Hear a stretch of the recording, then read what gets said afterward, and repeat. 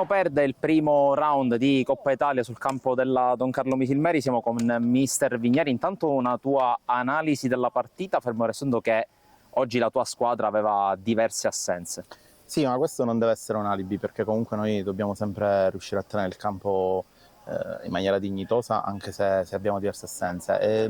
Quello che ho detto ai ragazzi, o meglio, quello che dirò ai ragazzi martedì sarà di restare sereni. Sicuramente la sconfitta ci poteva stare, però a mio avviso il margine è un po' immeritato, perché 3 gol di scarto sono un po' troppi per quello che si è visto.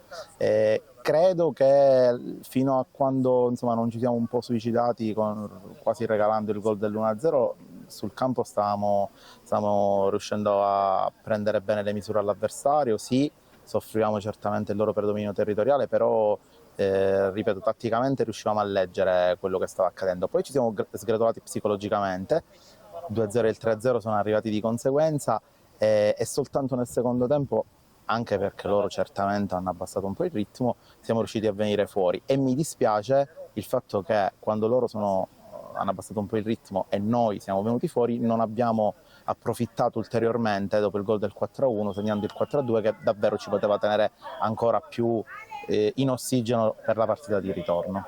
Ecco, partita di ritorno che al di là del risultato, probabilmente anche per te, per voi, sarà un ulteriore allenamento, un'ulteriore sgambata in vista anche dell'inizio del campionato. Giovedì c'è il sorteggio del calendario. Sì, noi certamente stiamo cercando di crescere e la nostra crescita dovrà essere graduale, ma dovrà trovarci pronti il 10 settembre, che è la data più importante. Sappiamo che dobbiamo fare un certo tipo di campionato e che probabilmente faremo un campionato diverso rispetto a quello del Misilmeri e di altre 4-5 squadre.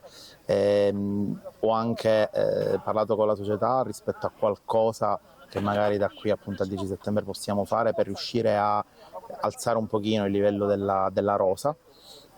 Io sono fiducioso sul fatto che noi il 10 settembre per il campionato saremo pronti.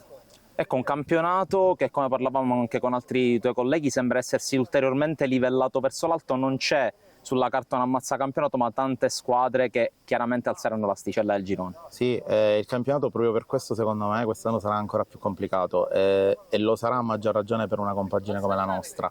Ripeto, stiamo lavorando bene, so che può sembrare una frase fatta, ma i ragazzi a livello di concetti di gioco, di idee stanno assimilando, e l'ho anche visto oggi, perché comunque le nostre giocate codificate le abbiamo provate, a livello difensivo abbiamo cercato di difendere come abbiamo preparato, su come stiamo lavorando.